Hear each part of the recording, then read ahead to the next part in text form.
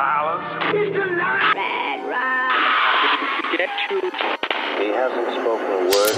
Hello, creeps. It's your old pal, the Crypt Keeper. And you are now tuned in to my good fiends at Talks from the Crypt, the most gruesome podcast in the world. Well, sweet. Joe Coleman, thank you so much for joining me in the Crypt today. It's been kind of a tradition over the last few episodes to start it with a cheers, so I figured we might as well, right? Yeah, sure. Cheers, my friend. Thank you for being here. Cheers. So how, well, so JD told me for a while that I needed to get you on the show, and at first I remember thinking like, shit, I don't know if I could hang with Joe Coleman because you're a man of many talents and a lot of knowledge. But it was like the more I started to research your work, the more books I started to read, the more I found that I deeply connected with your paintings. And I find it interesting because I think at the surface level, when you look at the paintings, you know, they're dark. They represent some of the darkest figures of our culture, but that art means something completely different to you, right? You know, it's my own search, you know, for, you know, sanity and understanding of, you know, of existence too. I guess in a way that does connect to the Postcards from Earth, you know, what he's attempting to do too. But my view of the world is much darker. I mean, I try to embrace every aspect of humanity. And humanity is full of mostly really dark things. You know, and I know that they're inside of me too.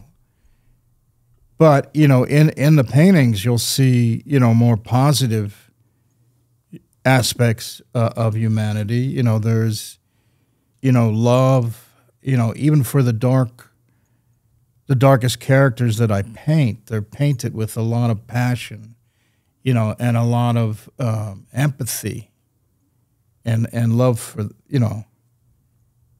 for, you know, this part of humanity that does desire also to go to the light, you know, as dark as it is. Even the worst of us, you know, they're still reaching for the light.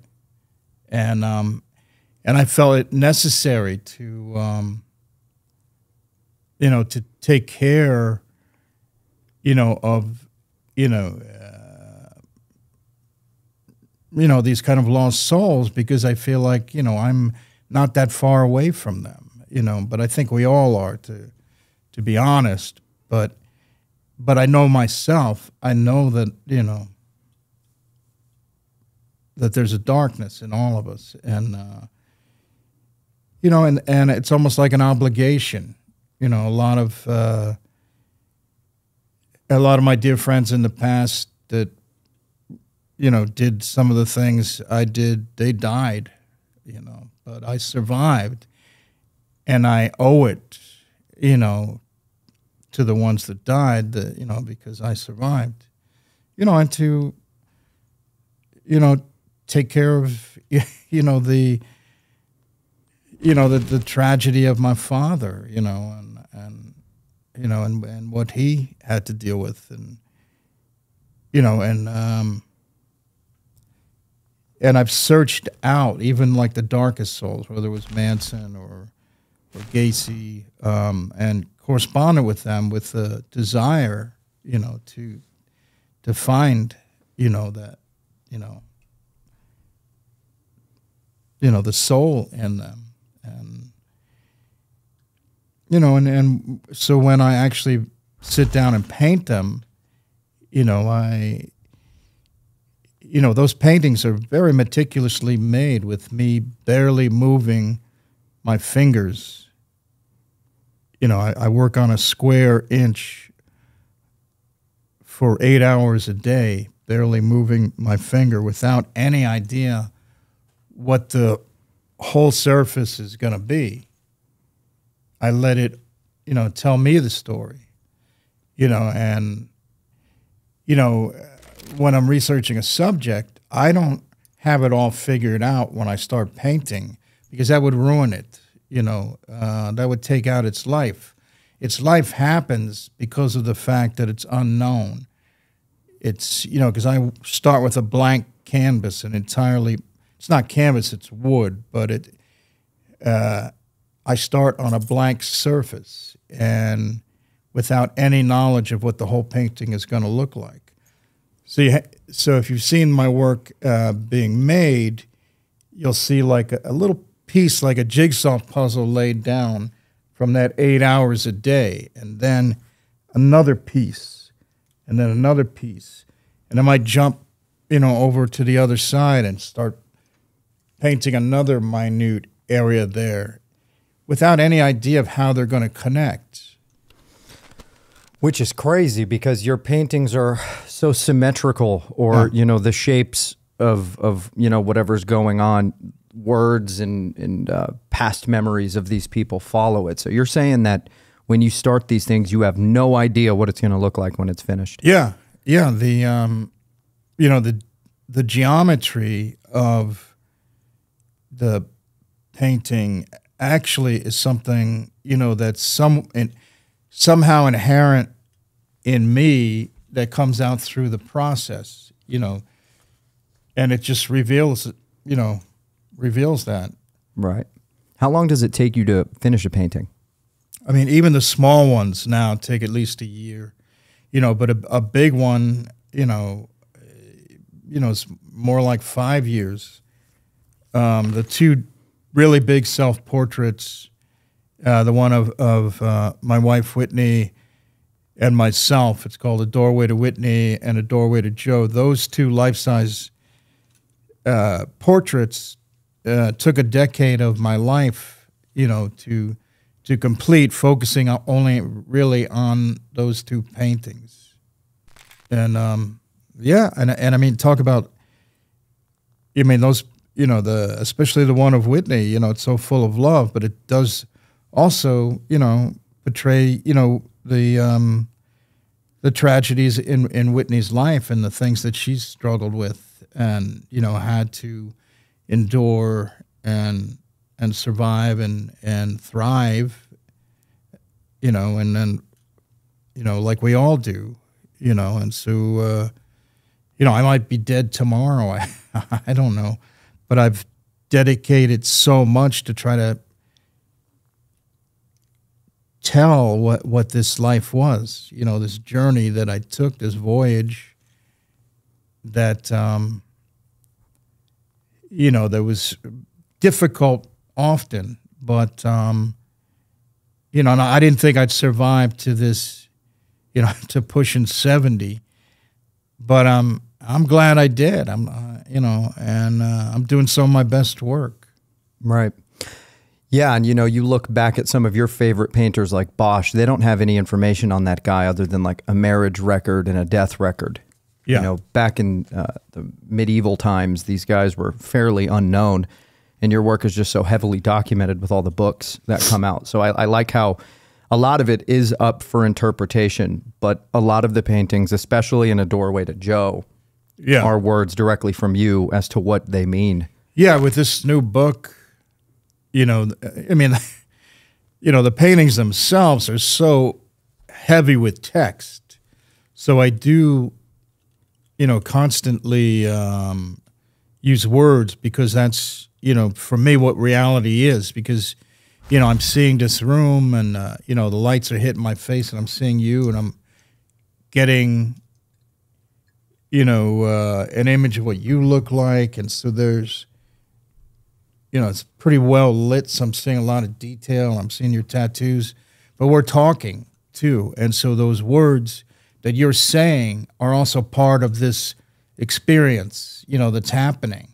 And then there's words in my head that are also happening at the same moment. So for me, that was the best way to portray the experience of, of reality that I was trying to portray in paint. Right, and that's one of the, I think, strongest parts of your paintings is all of the miniature words and sayings and old proverbs that surround your subjects. because after you really examine one of them, it almost feels like you were inside of that person's head, hearing their insecurities and the things that guilt them, seeing the memories and important figures in their life. Yeah, I try, you know, in the end, maybe I'm just getting inside of my own head and my own, you know, deviance and craziness and madness. But that's why I often say that in a way, a strange way, you know, even no matter what's subject I choose to paint, in a way they're self-portraits because they're the way that I see them, you know, and, you know, they might see themselves differently, but that's the way I see them. How do you decide what to paint? I mean, especially the fact that it takes you so long. I mean, it has to be relatively important to you to want to dedicate that amount of time. It's just instinctive. You know, I try not to think about it. You know, often when I start a painting, I don't even know what the subject is. That happened a couple of times, like with Hazel, you know, who's, you know, Hazel Adkins. That is not, a lot of people, you know, think his name is Hazel Adkins, but if you're in Madison, West Virginia, you don't call him Hazel. His name is Hazel. That's the way it's pronounced there. But I was playing his music, and I loved his music so much, and he invented psychobilly music single-handedly, pretty much. And you know, I was playing it, and all of a sudden, you know, I do play music when I'm painting, and so I found myself painting Hazel, you know, and that's what led me there. And when I first painted Hazel, I didn't, you know, I loved his music, but I hadn't met him, you know. So, you know, we met through me doing the painting, and he and I became really good friends. You know, he performed at our wedding, and he performed in a couple of different events I threw. And he was in Rest in Pieces, of course, and with his Hazel Motel. Yeah, which, by the way, Rest in Pieces is probably one of the best documentaries, one of the best made documentaries I've ever seen. I mean, some of those B-roll shots of New York City was like fucking Scorsese quality. Well, yeah, I mean, it's a pretty unique documentary that captures the time, you know, and also the kind of things that I was doing back then. I mean, there's certainly not too many artists that have, you know, been as dedicated to transgressive art, you know, as I've been. You know, they have my performing an autopsy in Budapest, Hungary, and, you know, my performances, and specifically they have stuff from my final performance at the Boston Film and Video Arts Foundation.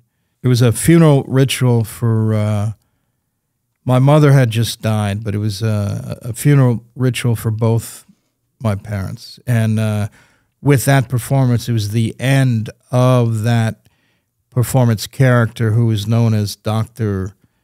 Mambuzu, or Professor Mambuzu. He's been known as both things. And the reason why he was called Doctor is because there was a police warrant for me that was, where his name was Dr. Mambuzu, and I thought that was interesting because that could be, you know, a legal document that says I'm a doctor. Right. But that was a pretty intense performance, and that movie, Rest in Pieces, you know, captured all the early stuff that I was. I mean, they couldn't capture everything, but they did a good job at you know, portraying, you know, the early part of my life, and it was, you know, shot in 35 millimeter, beautifully shot by Wolfgang Lerner. He was the cinematographer, and he and I became really good friends after the completion of the film. He ended up living very close to me in Brooklyn Heights. He moved from Vienna to New York City, and he continued to work as a cinematographer in New York. To get back to Rest in Pieces, it's interesting to note that Rest in Pieces was actually financed by the Austrian Film Institute, which is pretty unusual, that they would finance a documentary on an American artist.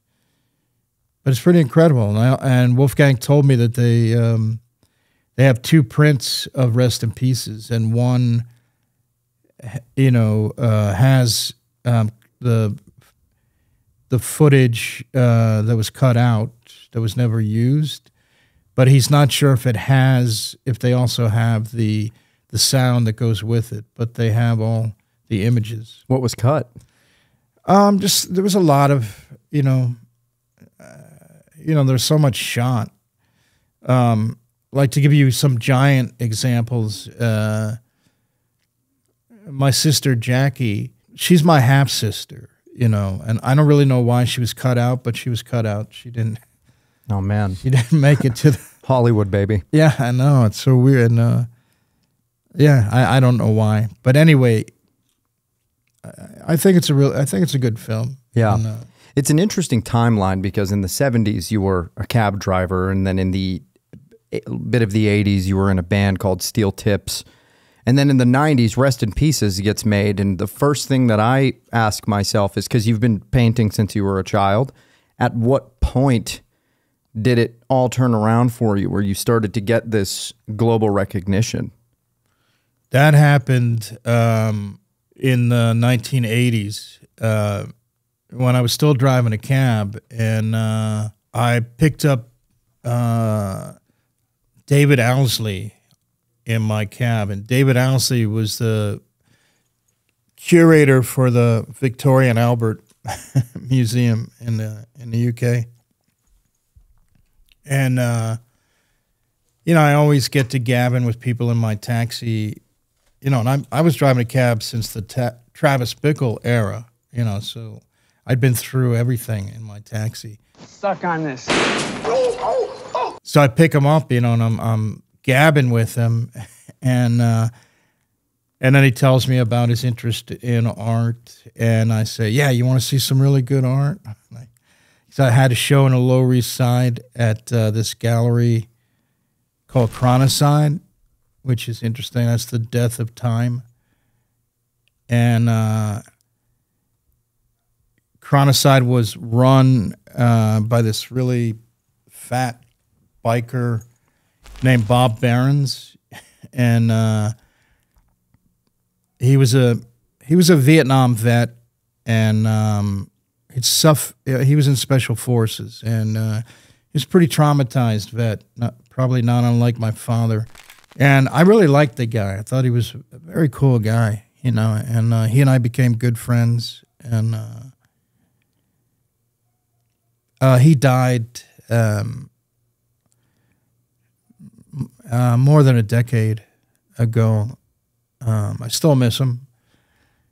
But anyway, he opened the gallery when I brought David Owsley there. I mean, his gallery never became famous or successful. But when David Owsley came to my show, he was blown away, and he loved the work. And he bought 2 paintings. Which ones?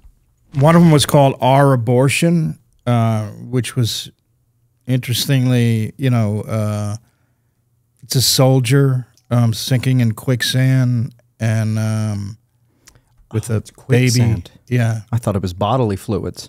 Well, the quicksand is this cesspool, of waste, because it's really about, waste, and he's sinking into it. It's called Our Abortion, and referring to the abortion of Vietnam. And, Bob Behrens thought he was going to come back,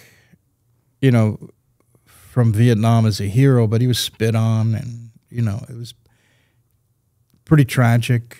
But he did some horrible things in special forces. He had to kill men, women, and children, and that tormented him his whole life. One of the most powerful sculptures that I have in my collection is this, the sculpture that he made. It wasn't beautifully made. It's really crude, and his work never got treated that seriously. But this piece is of this demon, and he was a hunter too, and he used real horns, and he made this the sculpture to fight his dreams, because he was tormented by these nightmares of this demon chasing him. And he explained to me that when he was in Vietnam, his best friend was blown up by napalm, and his flesh was barely on, but he was still alive, and Bob was with him, and he begged Bob to kill him, and Bob did, and for some reason that was the one that tormented him more than some of the atrocities, war atrocities that he had committed, against civilians, and but that, and that was what America wanted him to do, so it's pretty disturbing. So this the sculpture is amazing. It's got these horns and a human skull with glass eyes, and then this strange kind of latex concoction that he made that looks like blood and flesh, but it looks like it's burnt. It's red and pussy and bloody, but then it's covered with hundreds of glass eyes. So it's like the guilt of all the eyes, and then in the stomach of the sculpture, it's money. All this money. And I love it. I think it's the best. It's the best sculpture that I have in my collection. But he didn't have any acknowledgement, of his work, and he died. And after like the East Village scene kind of died down, he moved upstate and kind of just slowly died. I tried to stay in touch with him as much as I could, but he went to this isolated shack, and he just hunted for food. And he's one of those early characters trying to live off the grid. But it almost seems like that's the smart thing to do nowadays. Yeah. But he didn't. It probably will be, even more so now. But that's what he did, and I miss him, and he was the one that that put on the first exhibition of my work, one-man exhibition, because I was showing in several Lower East Side galleries like Civilian Warfare and Limbo, and but he was the first one to actually give me a one-man show, because he totally believed in my work. And so anyway, when David Owsley came, and he bought two paintings. The other painting was a painting called Baboon Heart Baby is Dead, if you know that painting from the new book. Is that the one with like the hair lip baboon, or am I thinking of the wrong No, one? it's got a newspaper clipping because it had just come out in a newspaper, but it's a very like a mutant street scene, and David Owsley bought those two paintings, and when David Owsley bought those two paintings, all of a sudden a bunch of people started to get interested in my work. He was a pretty well-known collector of early collector of outsider art, and he was the decorative arts director of the Victoria and Albert Museum. And when he invited me to his house after he had bought those two paintings, he hung my paintings between a Bruegel, you were talking about Bosch before, near a Bruegel that was in his collection, and also a painting by Blaney, who was an amazing outsider artist, preacher that I didn't know at the time, but I came to know later. But yeah, okay, that's how it started, though. Well, speaking of Bruegel, he's got his work done in macro photography, which is, tons of cameras that take super close-in shots of all of it, and it's digitized on the computer. So now you could go in and zoom in as close as you want on the detail, and they actually do X-rays of it as well, where you could see the underlying sketches and all the things beneath the main painting that you see. Have you ever considered trying to do something like that with your paintings? Because it would be amazing to zoom in as close as possible with yours. Yes. In fact, this new documentary that started now, I think 12 years ago, they've been shooting with these macro lenses my actual process of painting. They started filming me when I was making the giant portrait of the love of my life, Whitney. And, so you see the painting with nothing there and slowly unfolding. But they got these incredible new cameras because, they're part of the industry, and they would do this on their spare time. The director is not an Academy Award winner, a Emmy winner. But anyway, in their spare time, they would use all these amazing new technological marvels, and one of them was to really get so close inside where I'm painting. They see what I see with the magnifying lens. And so there's these amazing shots of me painting those things and them coming to life. So that's amazing. That's in the new one, yeah. My God. I mean, that's like, when you go see a movie, it's like that's how the director intended for you to see it. I feel like, with your paintings, it's almost like you intend for people to zoom in that closely. Yeah. Yeah, because that's where I am. That's what I'm experiencing. And I am shutting, the rest of the world out and the rest of the painting out. So my entire world is so minute. And that's what I would love people to experience. But it's hard to do that unless you own, one of the paintings. But now with this movie, I think you'll get more of a sense of what it's like. Yeah, and I Sherlock Holmes'd it. I bought a magnifying glass, and I have been looking at your paintings through the lens of those. But it's not as well when it's printed on paper, because now you're right subject to pixels. Right. That's true. Yeah, you really have to look at one of the original paintings in order to do that. Yeah. Yeah, I mean, behind your paintings, I know you paint people that you care about, but among the people that you care about, you also paint people like Mary Bell, Carl Panzram, Ed Gein, Albert Fish. You do an immense amount of research when it comes to those. How exactly do you do that? You just pick every book that you find, watch every movie, or are you going deeper than one would think? Yeah, back in the days when I started doing subjects, historical or so-called true crime things, I had to look up court documents and try to interview people,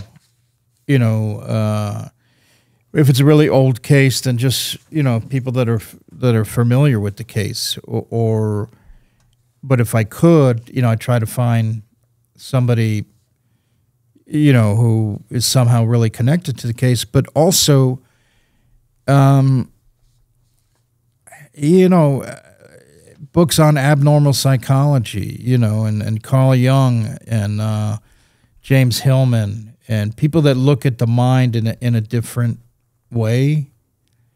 And, you know, so I look at things that in my mind are related, but not necessarily part of the case, but I find it interesting, you know, and, you know, like with, in the case of Albert Fish, the fact that Frederick Wertham, you know, was the psychiatrist that was investigating, you know, his so-called sanity. You know, he's the same guy that, you know, wrote the book Seduction of the Innocents, you know, which was the one that pretty much destroyed EC Comics, you know, like the Tales from the Crypt and the Vault of Horror, because he thought that they caused sexual perversion and juvenile delinquency. So all these comic books from the 1950s, you know, were burned by parents,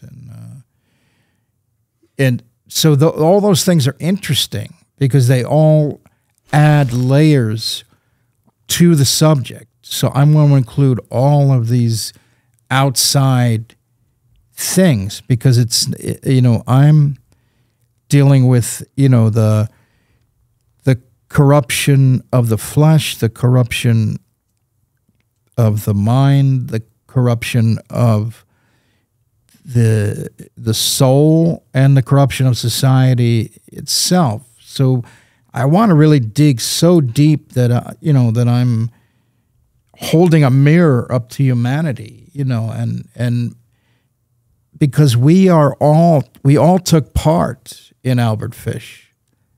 You know, we all take part in the worst, you know, a monster that has existed, you know, in that has walked among us, you know.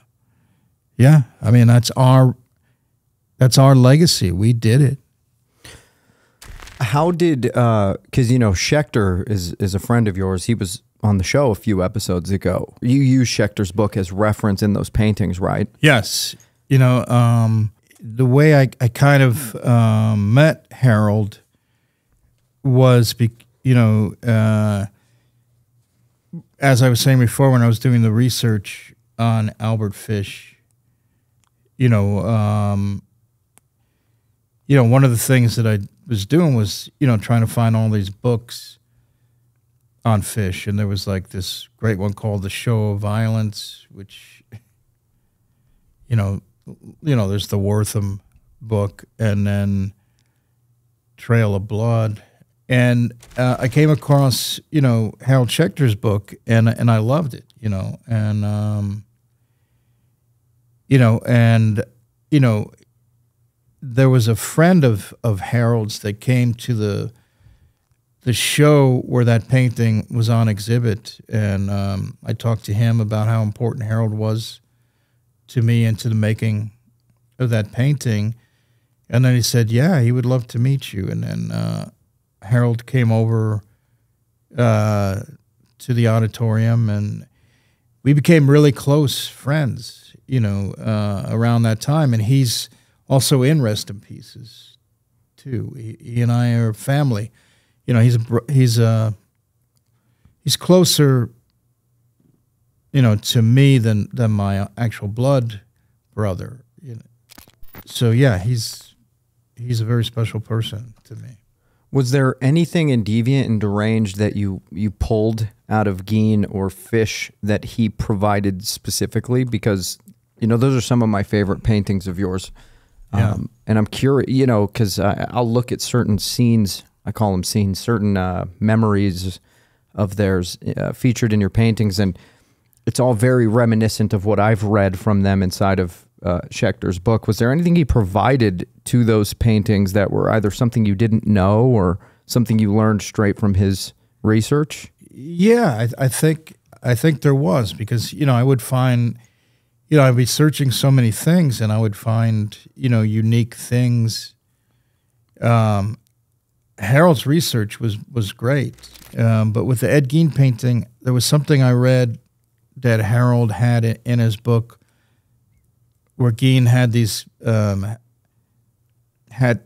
sanity test as well, and was asked about these old proverbs, what they mean. And it's like a bird in the hand was the question. And so Ed Gein said, yeah, bird in the hand, you don't want to squeeze them and crush them.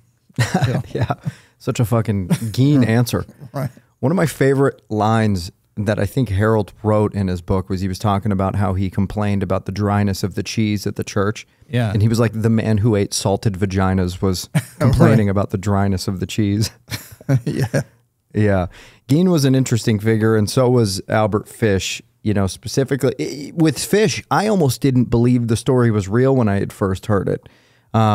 These things are heavily documented, but when you're a kid first learning about it, you're like, this is folklore. This is almost too absolutely repulsive to be true. Yeah, I mean, like in the case of both of them, really. But if we start with Albert Fish, yeah, he's like the real boogeyman that your parents warn you about. Don't take candy from a stranger, or strawberries. Yeah, but the thing is, like at the time, people thought he was this harmless old man, and he kept getting picked up, but then they would let him go. But right now, if you look at him today, he looks like the poster boy for a child molester. Yeah.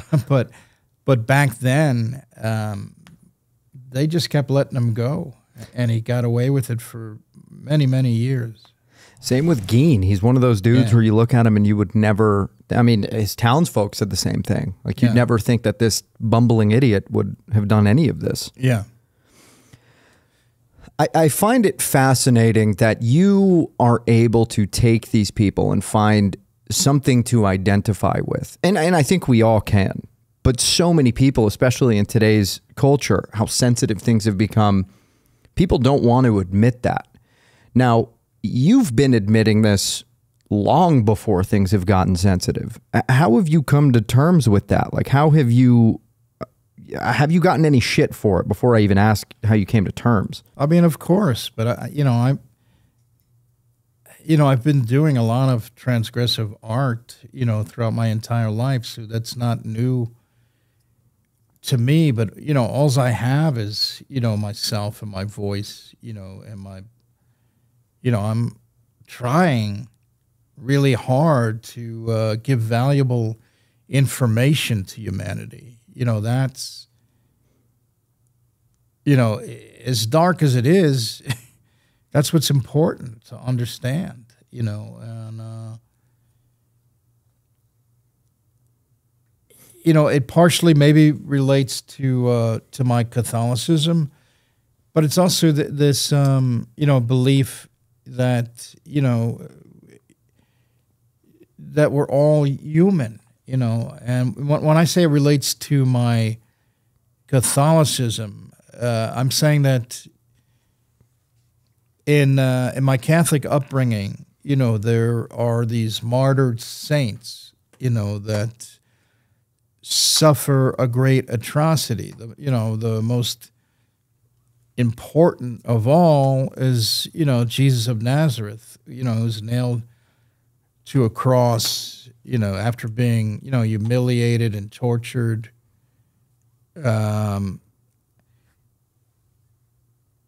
There's something, from childhood that seemed like there's something holy there. There's something of profound spiritual meaning.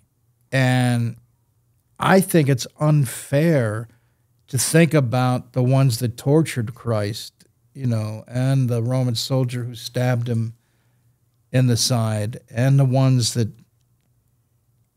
did the atrocity, because those are tormented souls as well.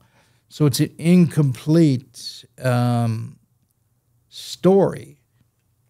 but that connects a little bit with like Carl Jung and James Hillman,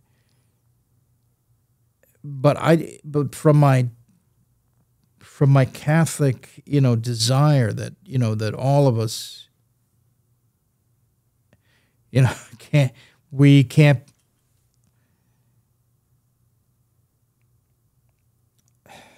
I mean, we struggle, to reach, the so-called, holy light, and all of us are doing it. If there really was a Jesus of Nazareth, and he did actually make it to the light, and that we're all following him, that means all of us, every single one of us, the victim as well as the perpetrator, and The Christ and the Antichrist. and the yin and the yang, and one is not complete without the other. One would not even exist. So there's something really important and spiritual about that. Search for that, to understand that. And you believe that lives in all of us innately, or it's nurtured? I think it does exist in all of us, but we're all affected by, society around us and our DNA, and whatever, our pathology is, because inside of all of us are the seeds of, cancer and disease. And when we're born, all these things are inside of us, and they're the very things that are going to destroy us. And and things like cancer are just one. There's like, diseases of the mind, that people are born with that will destroy them, and all of those things, as well as the society that you're brought up in, they all have an influence, and we are all subject to that. And some of us, it's like it's like you're playing poker, and it's all of us have a different hand, and we try to play the hand that we're dealt the best we can, and there's no jokers, that you gotta find your way, and some of us don't make it. Yeah. I mean, I really ask that because I find it fascinating that you say, had I not found art, I would have probably done something, violent to somebody. And I mean, that's really what it all is, right? Like, if you've got this built up trauma and rage, try and channel it into something more creative and, I guess, productive, as opposed to the opposite end of that spectrum, losing your mind and snapping. Yeah, I mean, there's a really wonderful thing about art and about literature, and I think, all the arts, music, filmmaking. There's something wonderful that it allows, all of us, to express the unexpressible, the thing that, is tormenting you, and that is inside of you, is allowed to come out in theater, and in paint and in art, and that's a wonderful gift, that can be exercised, released. It's a pretty wonderful thing. I was when I was a kid, I was put in the short bus and had to deal with, certain amount of psychological problems I was having because of my home life. And I was put in a special class, and they gave me paints too, and they encouraged me, and and I made some of my first work, of making art, and it really helped me, and it led to, a grace, a salvation, and I think it can for everyone, it's really not restrictive. It's pretty open. Yeah. Yeah, I mean, there's a common theme with the subjects of your paintings. I mean, they're all usually people broken by external forces, if you will. Like Carl Panzram, for example. When he was a kid, he was locked up quite a few times and was subject to torture. Even his childhood, was pretty miserable. And so the acts he was performing against all of his victims was, quote unquote, payback for what he had experienced in. Yeah, he was raped as a child by priests and by other hobos when he tried to escape and ride the rails. But with Panzram, you have a really unique situation because what's really, I think, most important with Panzram is that with very little formal education, he taught himself how to read and write, in prison. And he was reading literature like Immanuel Kant and Schopenhauer and, things that, like Immanuel Kant was pretty hard to find in prison, but you see it in his writings. He talks about it, and that's pretty amazing. He was a very literate man, and he wrote extremely well, extremely raw and honest. A master of one-liners. He said, I wish the world had one neck and my hands were around That's it. what he told to the Society for the Abolishment of Capital Punishment when they tried to prevent his execution. He said, I wish you all had one neck and my hands were around it right now. That's bars right there. Yeah. But,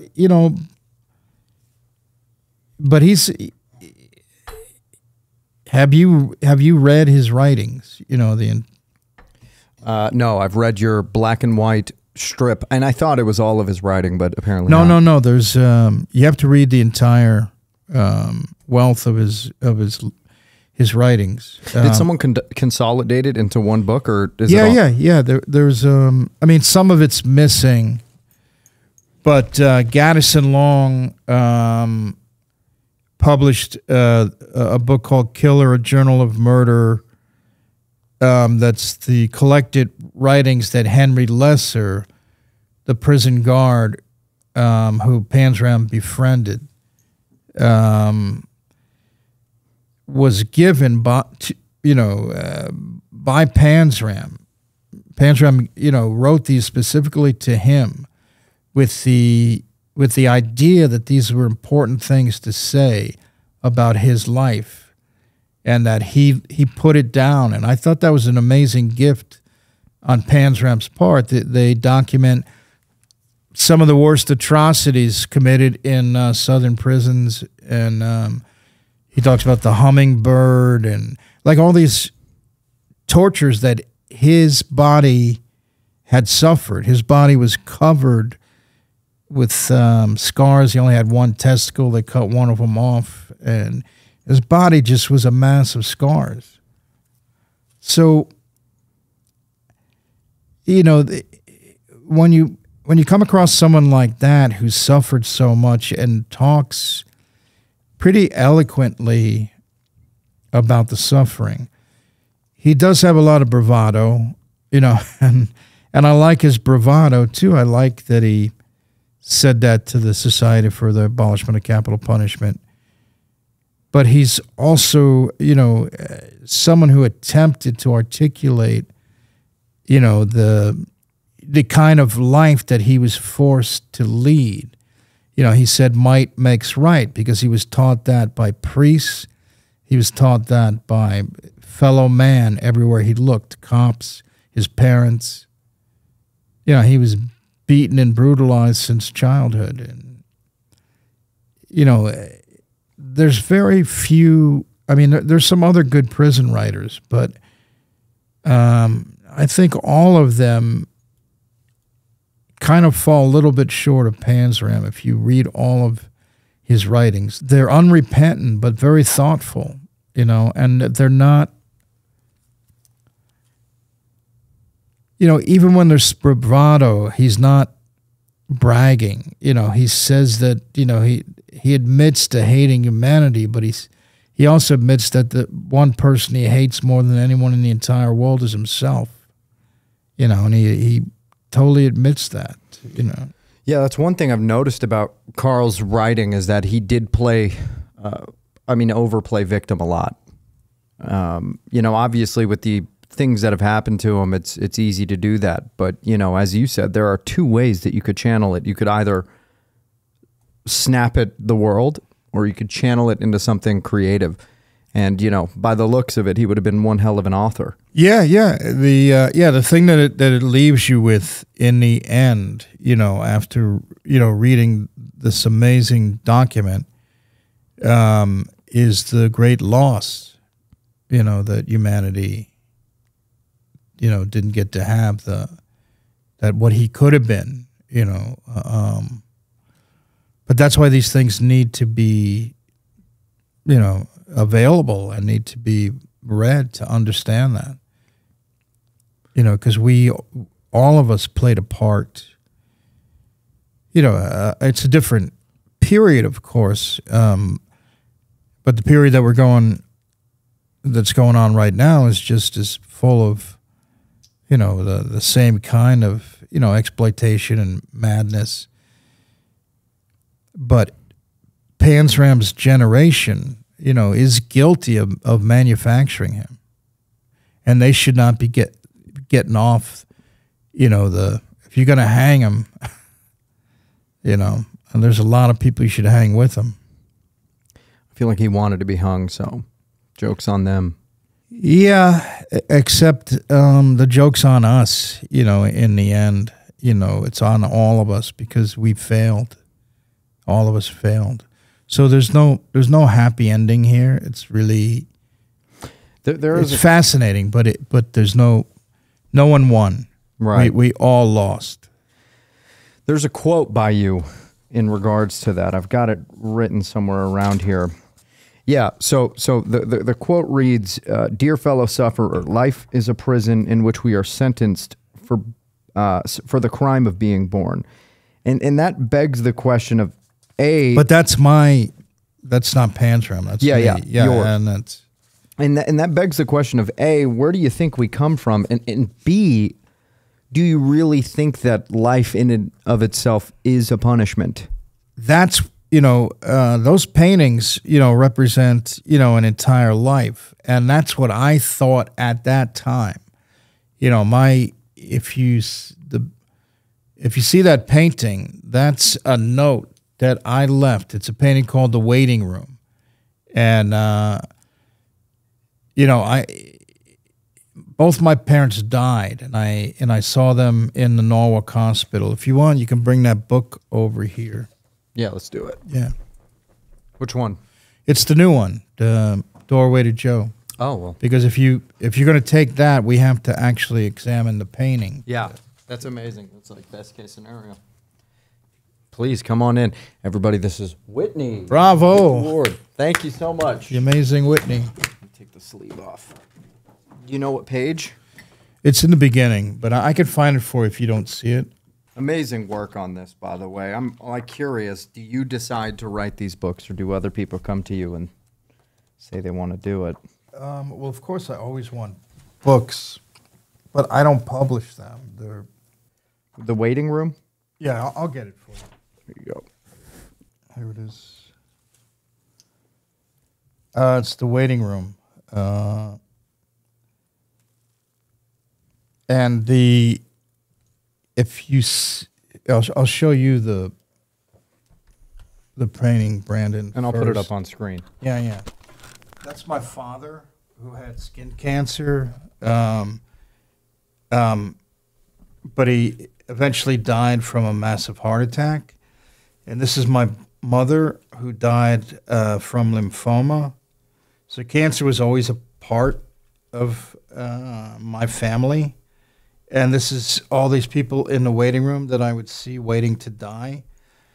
So then I wrote this note over here.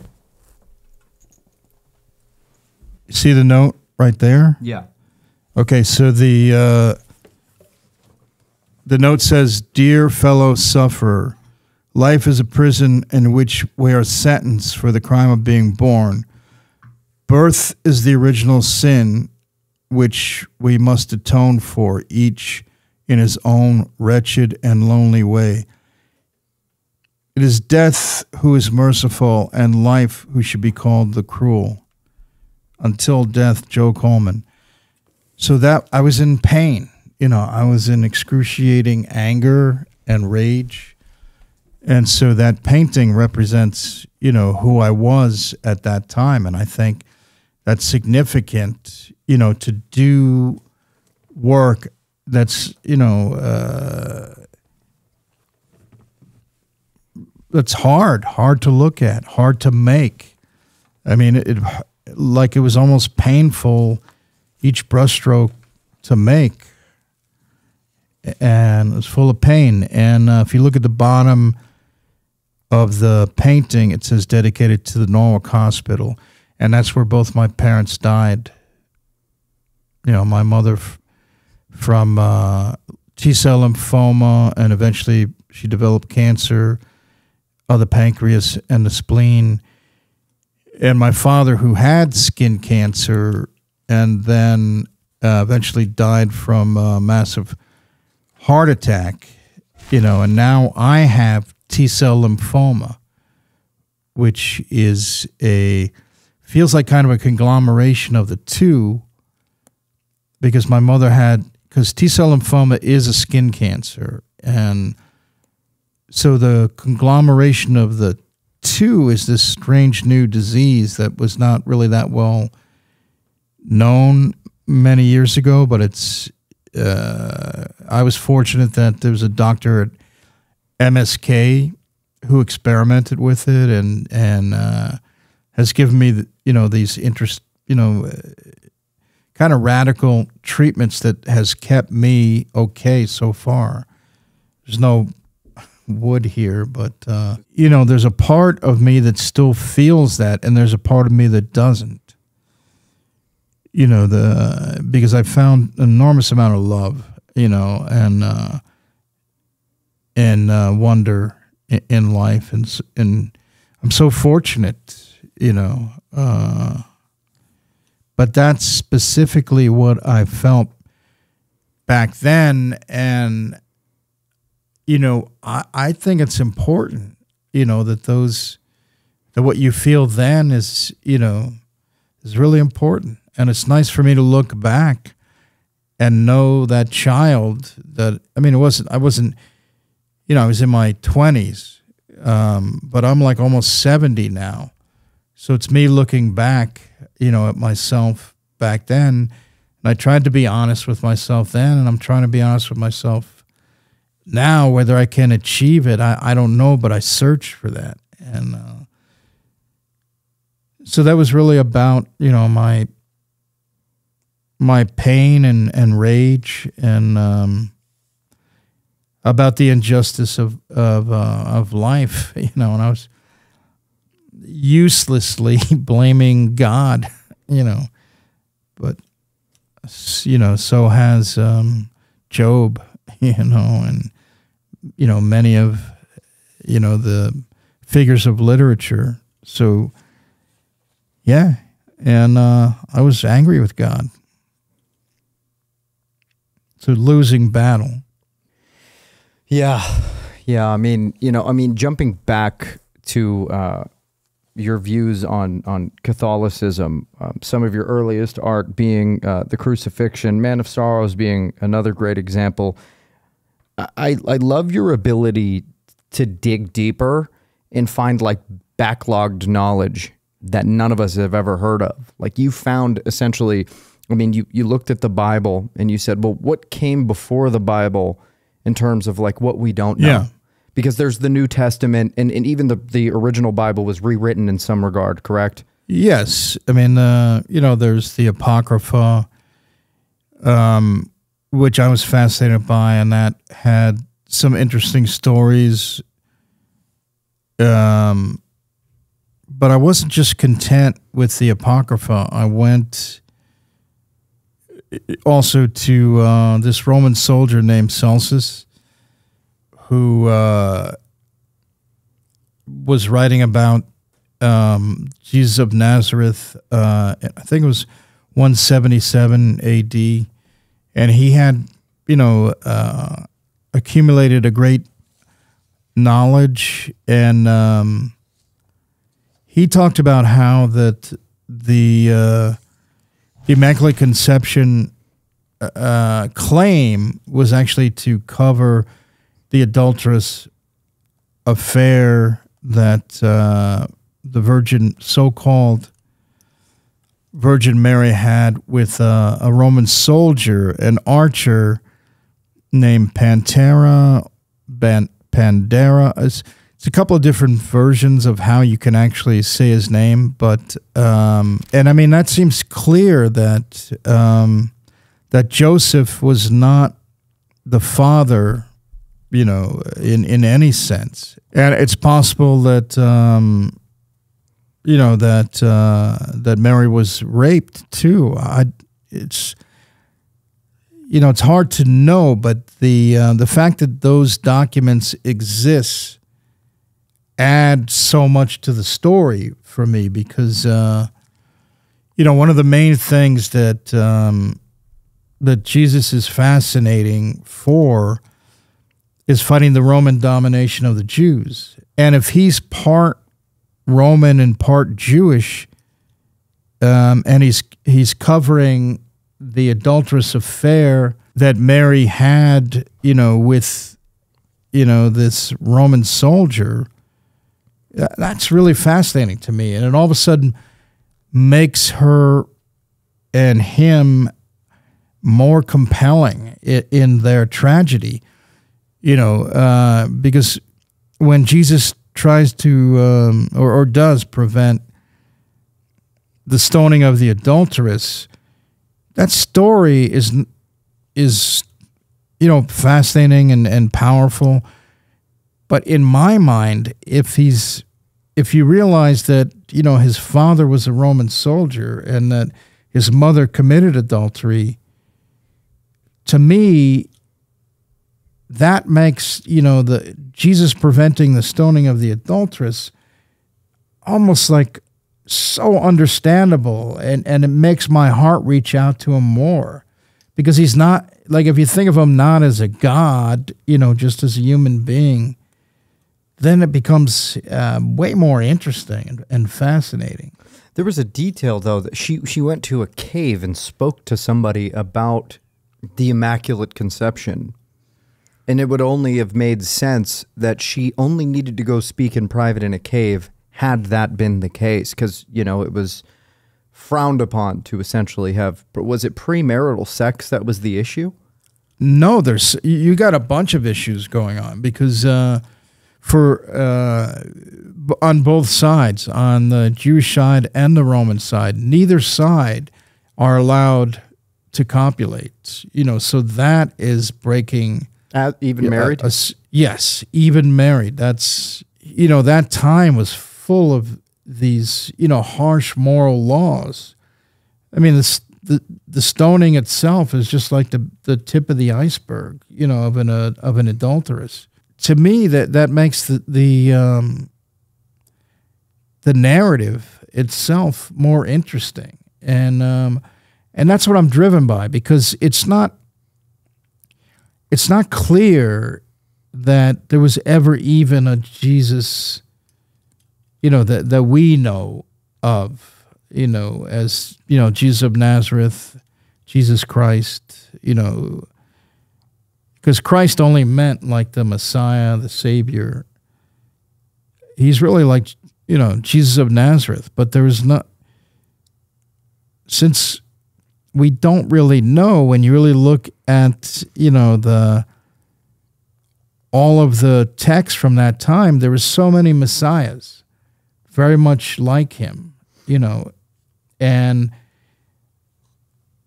he's probably a conglomeration of a lot of messiahs from that period. There's a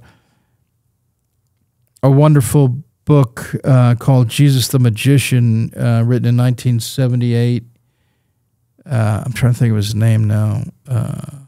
Morton Smith. Yeah, Morton Smith. And Morton Smith wrote this incredible book about how Jesus was actually this tattooed magician, and that, the tattoos, were used for magic in order to... And you went and got it in Egypt? Or? Yes, that's right. Oh, so you know the book. I know your writing. Yes, and so that's how, Jesus was famous for doing healings and exorcisms.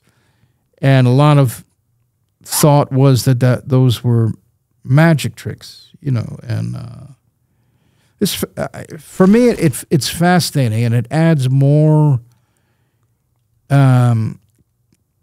humanity to the story. And so as much as people want to take that stuff out, I think that stuff is the essence of the story that's really important, the human element. Well, it's what kind of makes everything make sense. You know what I mean? When you look at... The only thing that I will say that piques my curiosity is the story in Man of Sorrows about...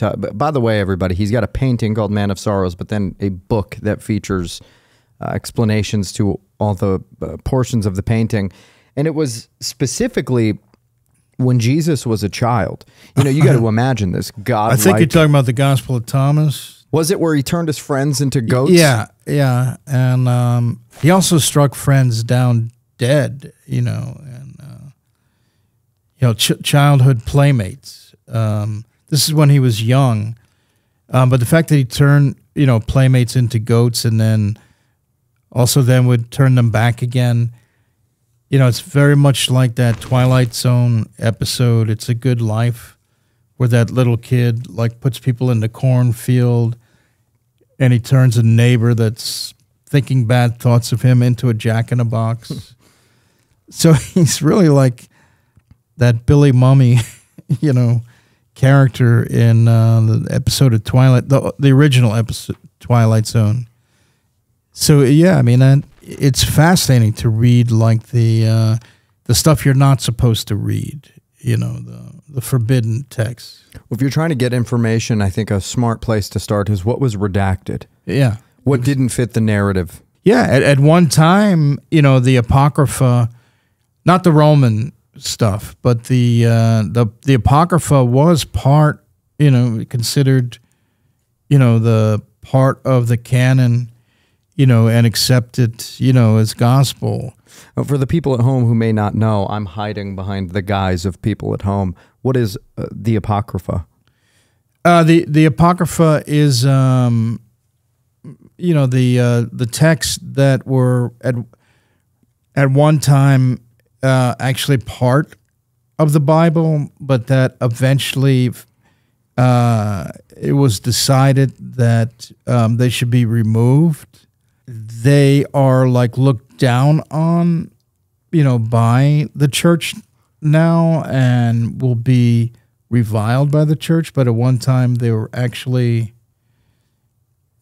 part, of the accepted, Bible. But, so there's a few of those things that still remain, in the Gideon Bible too, like some of the weird things that were said back then, still survived. There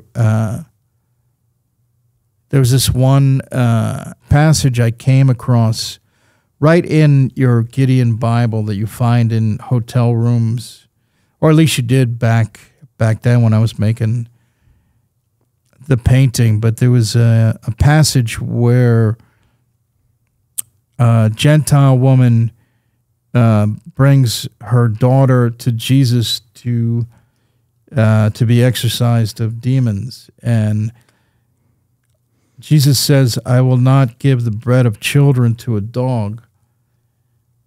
So Jesus was actually hated the Gentiles.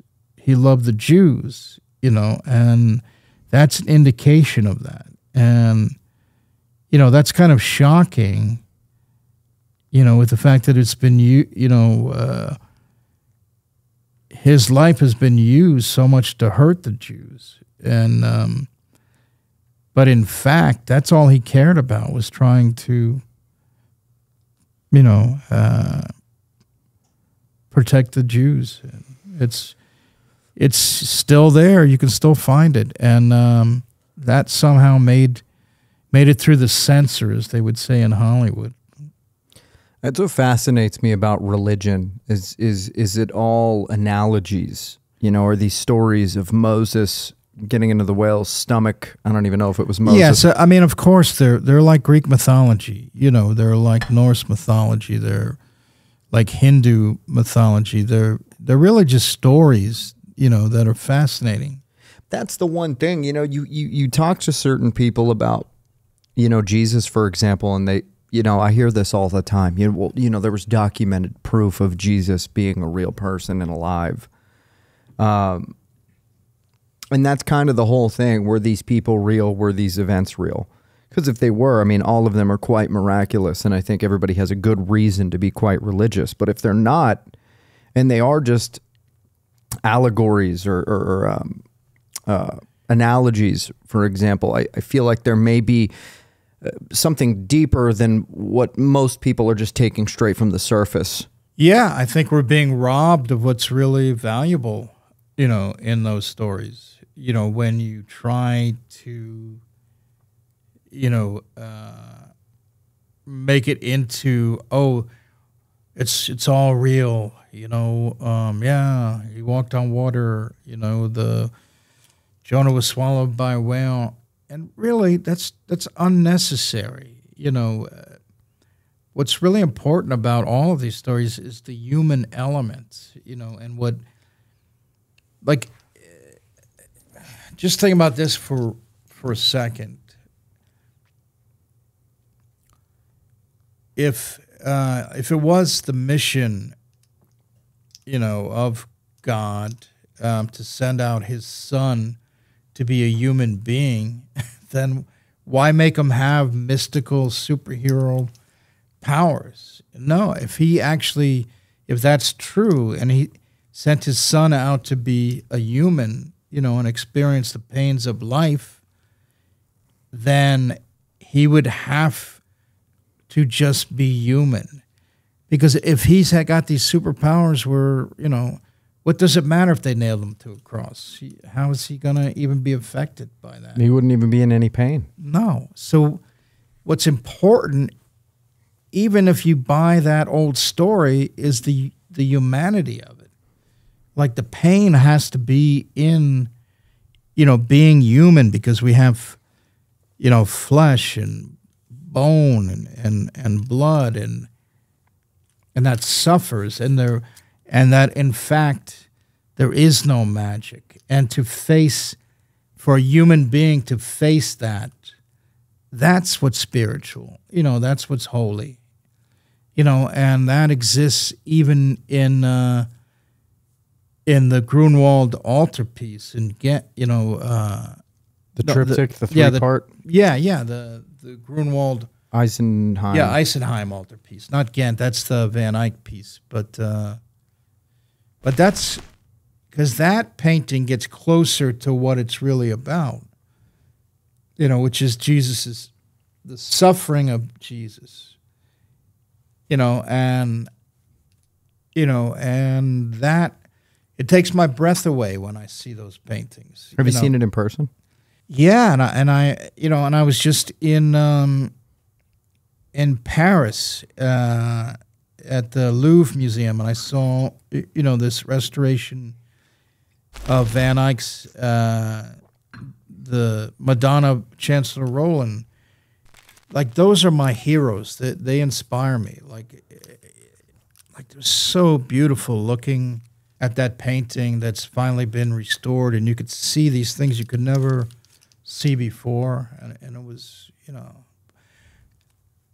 breathtaking, and that's what keeps me going. I don't keep up with a lot of modern art, but like that old art really inspires me. Who owns the Man of Sorrows? Well, H.R. Giger, who did the Alien movie,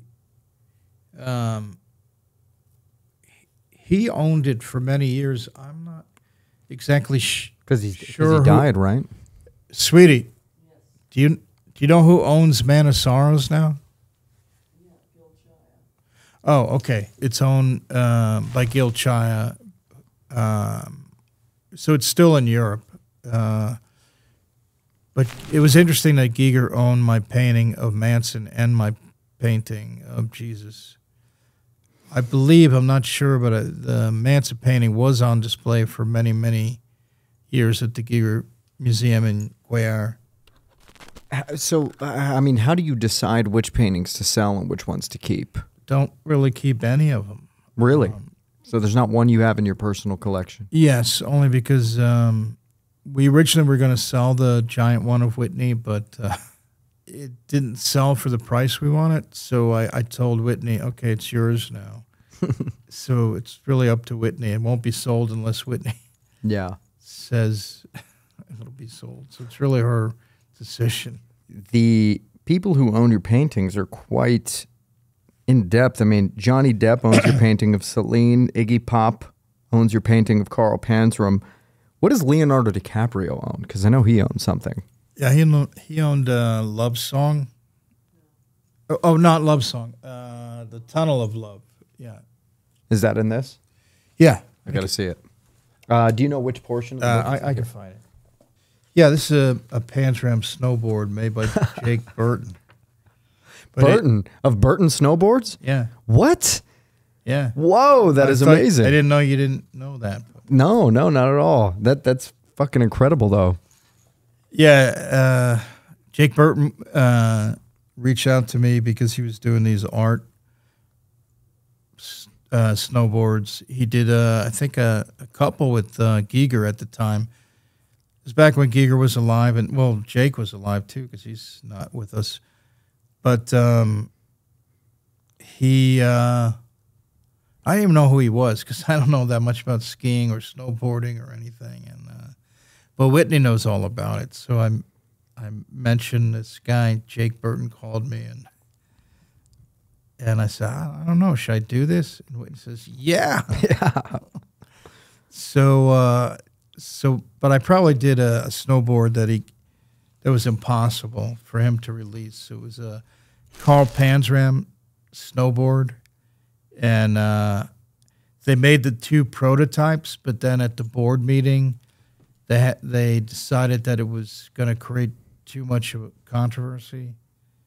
So we have the only two existing Carl Panzram snowboards. Unused. But I actually thought I would like Whitney's brother who snowboards to use it. One of them, because we have two. Yeah. Oh, interesting. It's right before. So he owns this one, Tunnel of Love. I think he did. I'm not sure that he owns it anymore, but that's the one he bought originally. That's a long time ago. So, I mean, I only ask because I find it funny because you look at all these conspiracy theories, and one of them are that celebrities, they're automatically tied to the Illuminati because they're celebrities. And one of the things that they always point out is how they always have extremely dark paintings that depict murder and death and all this stuff. And that's usually the first thing that they point out. Well, what do you think of that? I wondered if anybody, like Johnny Depp or Leo are explaining to you what your work means to them or how they interpreted these certain things, or do they just like it visually? I think that we're just, like throughout art history, there's people who make art and people who collect art. In the beginning, it was mostly related to the church, you know, and or at least, you know, in Europe, with you know, art was produced just for the church, and then it was produced by individuals with their own passion, but they would often need a dealer, you know, to handle their work. I mean, who cares about the Illuminati? I don't care about.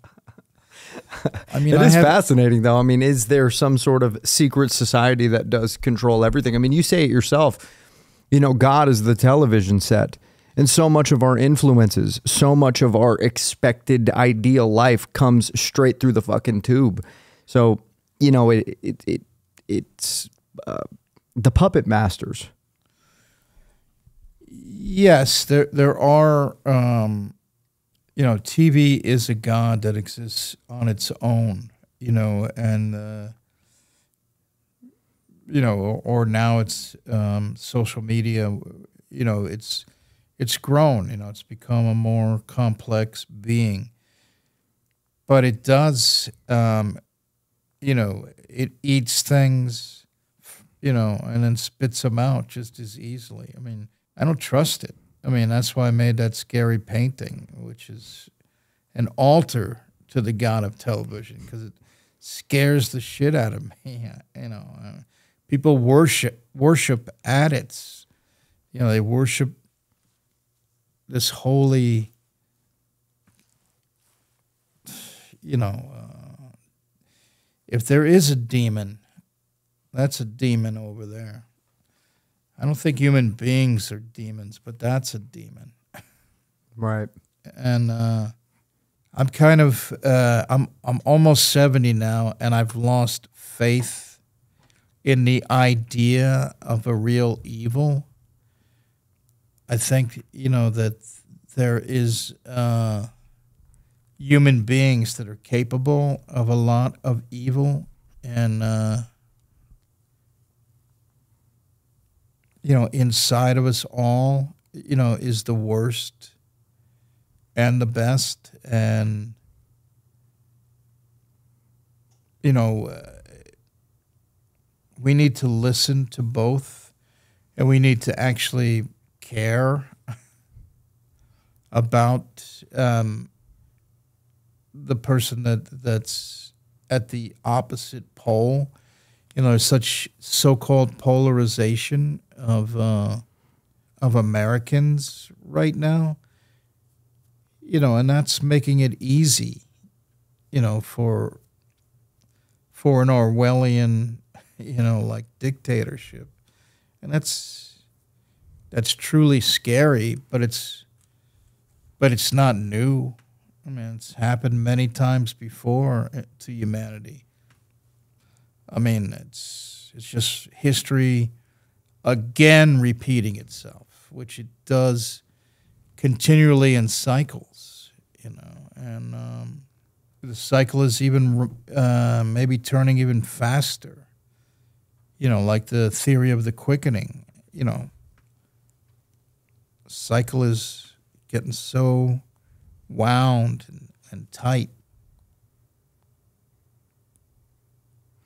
Big explosion, maybe. So from your perspective, things are kind of getting worse, winding up? Well, only in you know, in a slightly different way. You know, it's you know, America's a really young country. You know, Europe, you know, has experienced, you know, fascism before, but America is kind of an infant, and that, you know, it needs to go through this stage in order to progress, if that's even possible. But that is true. We are an infant as a country. Yeah. I mean, our independence was established in what, 17? Yeah, that's nothing. Yeah, what, 300 years? Yeah. In comparison to the thousands of years in Europe or Yeah. Egypt or Yeah, or China, or Yeah, I mean, it's it's fascinating to watch. But there is more potential because of technology for really harming the planet, beyond what it can endure.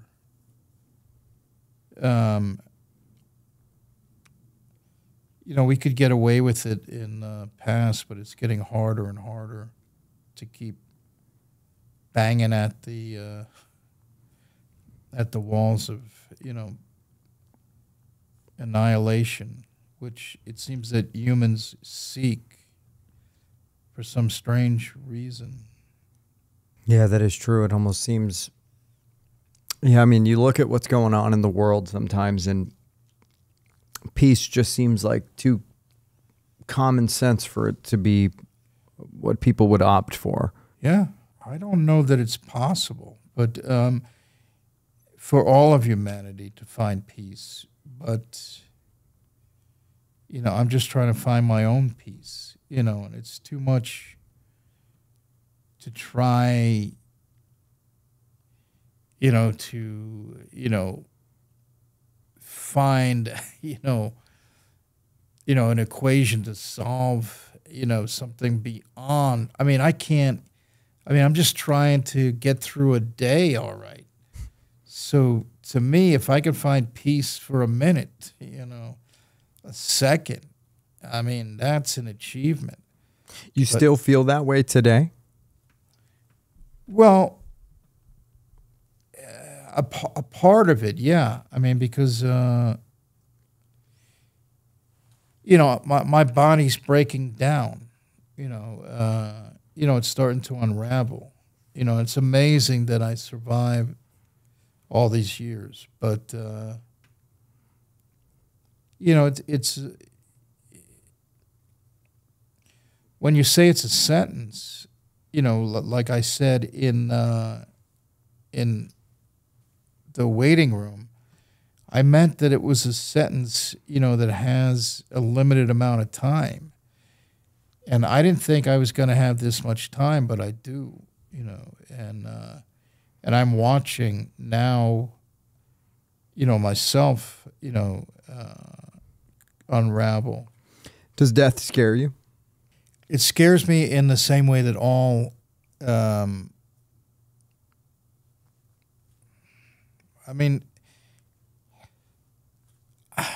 death is a friend, so I don't really fear it that much. I've always known it. I lived across the street from a cemetery. But if you ask me, do I want to die? No, I don't want to die. I used to, but I don't want to die anymore. But I used to. But I know that I'm going to, and however much time I have. Is there anything that helps you come to terms with the thought of knowing you're going to die, or is it something that you think is impossible to be okay with? No, I think it might be possible to be okay with when you get to that stage. But I think all living creatures should fear death and should, actually not want to die and actually fight it until it's time. And then it's time to accept it. But a living creature does not need. It should fight, but when it's time for death, we succumb, and that's really where you find out what's on the other side that everyone's, warring about. Religion is often involved about what happens after death, and I don't really think that any living creature needs to know what happens after they die, because they're going to find out. And there's nothing. There's nothing wrong with that, though. There's absolutely nothing wrong with that. I think my fear is rooted in not finding out, and not even having the capacity to find out. You know, I mean, they say, where were you before you were born? Well, I don't remember. Okay, well, that's what happens when you die. That's fucking haunting. To live every day knowing that you're just going to go back to where before you started, that's terrifying. But what makes you think that? I mean, there's any number of possibilities that you haven't even embraced. But the thing is, none of those, you know, need to influence all of your living moments right now, because you'll find out soon enough. You don't really need to know that. It's really unimportant. It is interesting, though. I mean, that is the age-old question, what happens after? Yeah. Yeah, that's what we've all, I think, been searching for since the beginning of time. But, you know, you collect relics of various, some quite humorous and funny, but others quite disturbing and rich with history. You own the auditorium, which I believe is invite only, correct? Yeah, but you know, my knowledge of death also came from doing autopsies. You know, and I really searched for a trace of soul when I was doing the autopsies in Budapest, Hungary, under the direction of the medical examiner János Keserű.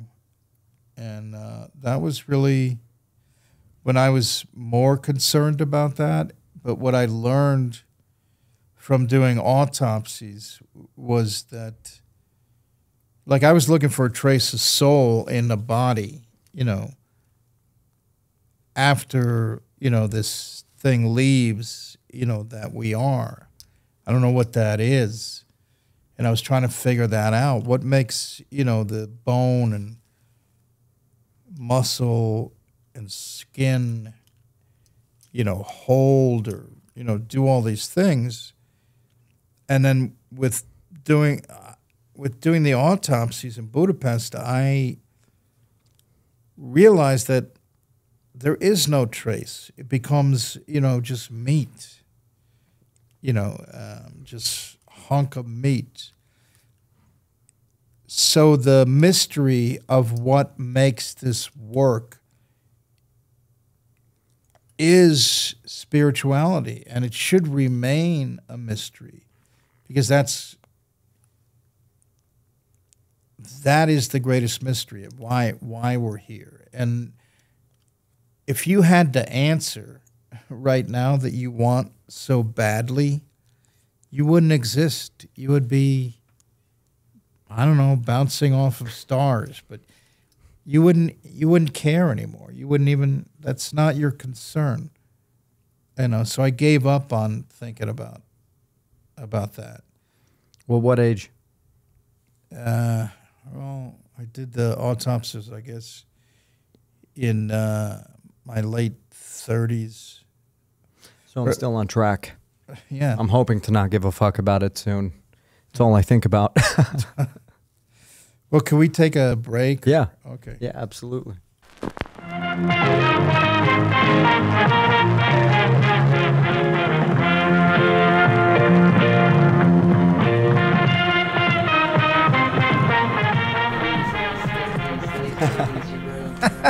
It really is That's all I good. think about. That's I wake good, up fucking sweetie. every day and I'm like, Yeah, we got to give Whitney props, though, for being the... oh, yeah. Who's the one on set that does... Producer. No, the one that has all the... figures out all the... The script supervisor. Yeah, but isn't there like the continuity person? Yeah. That says, oh, yeah, well, you left off here. Your hat was this way, you know. Yeah. No, I do continuity. yeah, continuity. I need to get a continuity person in here permanently. Fuck yeah. You know, it's funny because it was 2 months since my last time in the studio. And Oh, that long? yeah, because Is it always that long between? yeah, I don't know. People don't really respond or email back. You know, so I'm kind of like defeated before I even reach out to the guest most of the time. So JD helped a shit ton when it came to you. Because I don't want to say he talked me into it as like I didn't want to have you on. I just was sure. I was like, he's not going to want to, dude. I've reached out to everybody. But you know, I'm someone that's not. I mean, I'm old. I hate to say that, but I'm what I meant by that is that I don't really know that much about podcasts. You know, I've done so few, and it's usually some kind of connection that gets me to do it. You know, I've done more like film work. You know, whether it's acting in movies or doing DVD extras. You know, which is easier for me to do when you have a camera, you know, like not a giant mic in front of my face. I'm not as used to doing this kind of thing because I didn't do a lot of radio. Great. What's that? I said you wouldn't know it. You're doing great. Okay, good. I think this is one of the best we've ever had. My whole logic behind it is that if I have these questions, a lot of other people have these questions. And if I could get people who have pondered about this longer than I have or have put all of their efforts into work that explains it for them, maybe I could somehow grab these answers. You're doing it out for of yourself too, you know, and mostly.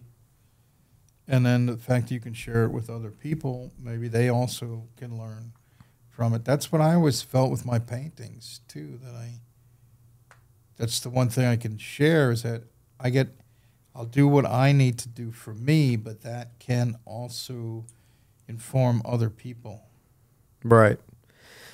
Yeah, and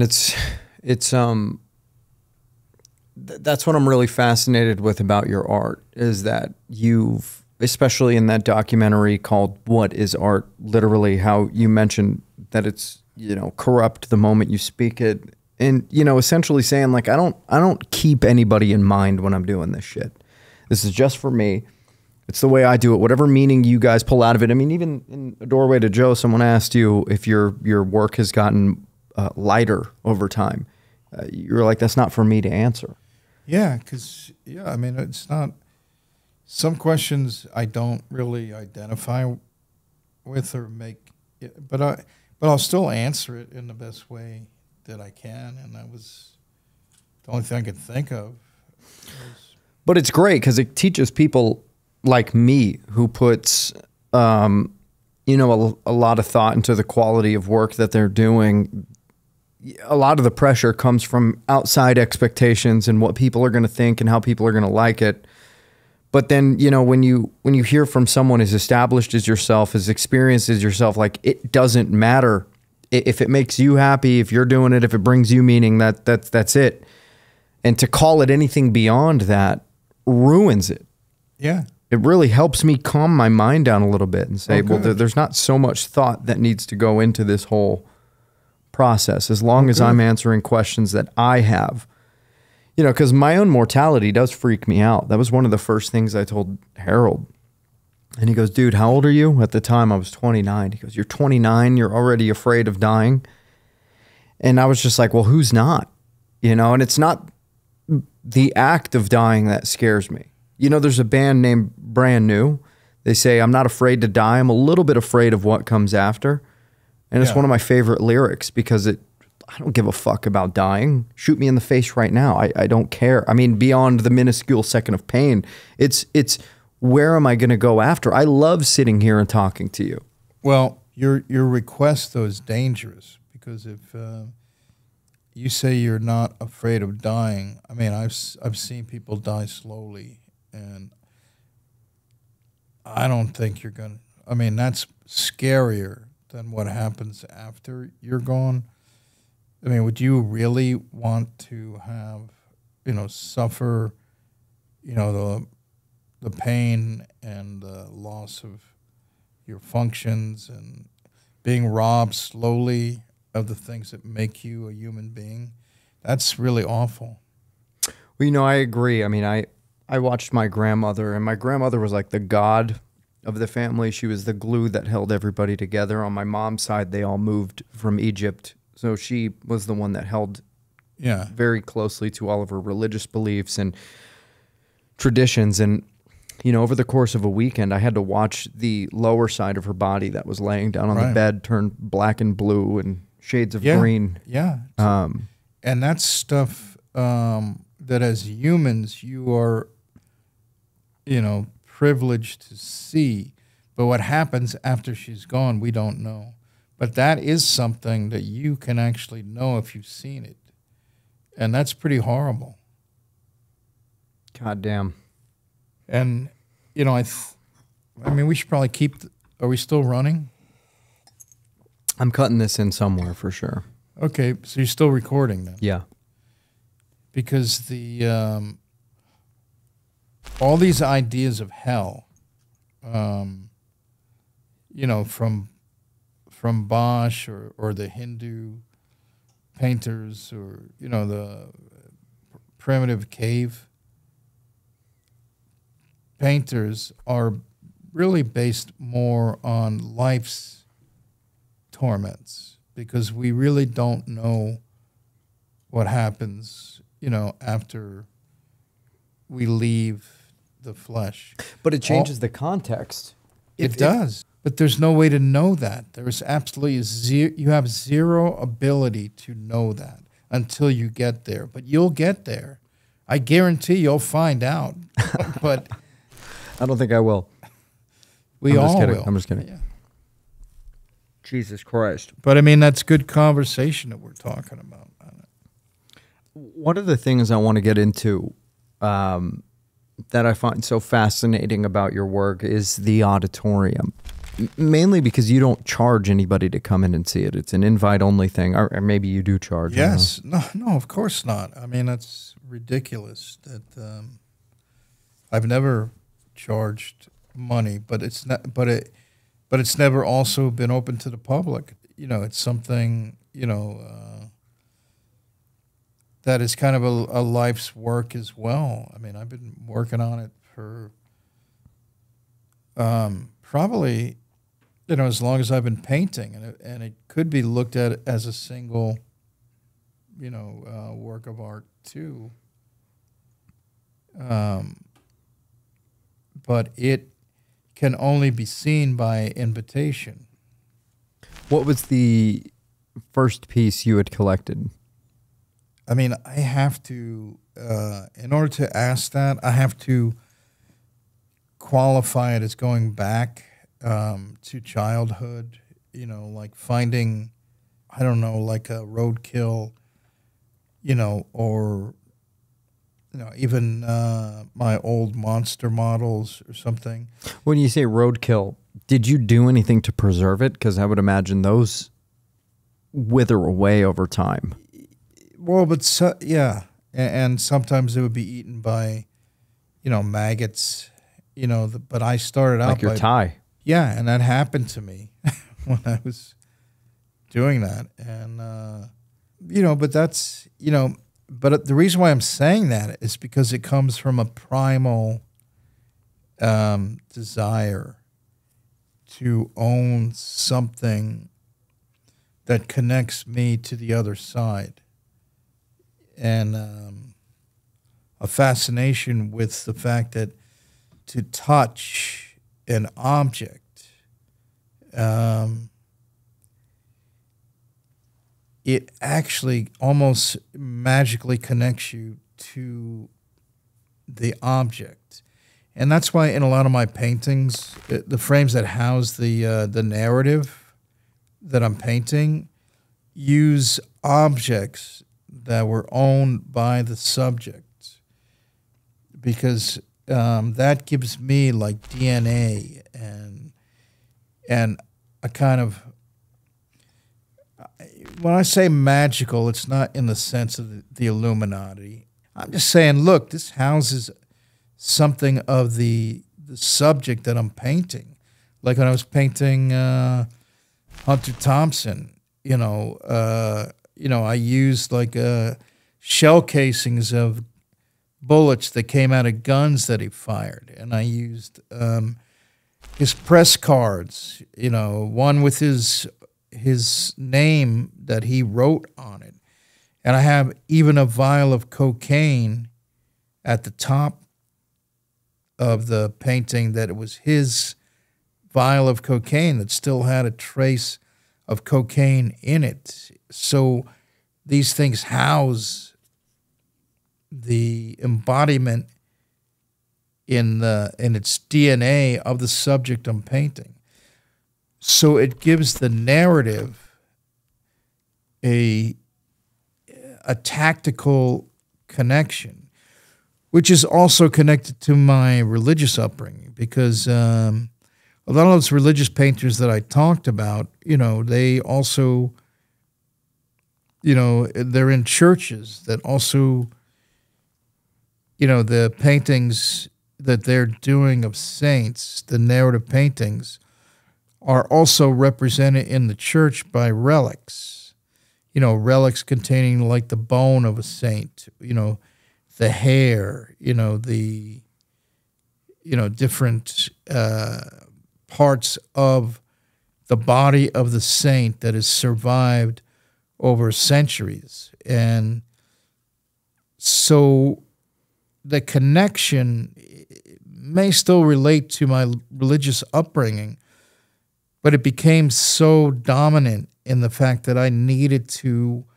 somehow get in touch in a direct way the subject, that I'm painting. And there's no more direct way than to touch the things they touched, and because it has a smell and a feel, and it could be scary, but it's where the essence is based. How did you own a lock of Charles Manson's hair, a Christmas card sent straight from Ed Gein, and a painting of you painted by John Wayne Gacy.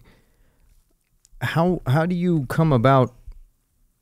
I mean, I guess the main thing I really want to know is how did you get the letter that Albert Fish sent Grace Budd's mom? I mean, we could get into the rest later, but that one is kind of like the magnum opus of murderabilia. Well, I guess like the Magna Carta of crime artifacts. Yeah. Well, we talked about that, the fact that I met Harold Schechter, when I was doing that painting. But that's also when I was able to obtain the Albert Fish letter, because as I was explaining to you earlier, I need to, certainly back then when I painted Albert Fish, I had to look at court transcripts, and evidence from different, precincts. And, it was much harder than today when you look on the internet to find out information. It's hard for a lot of younger people to understand how hard that research was back then. But, in the case of the Albert Fish letter, I researched it and discovered that it was in, this precinct in Westchester, and I went simply to obtain a Xerox copy, for my research, and I filled out all the proper forms,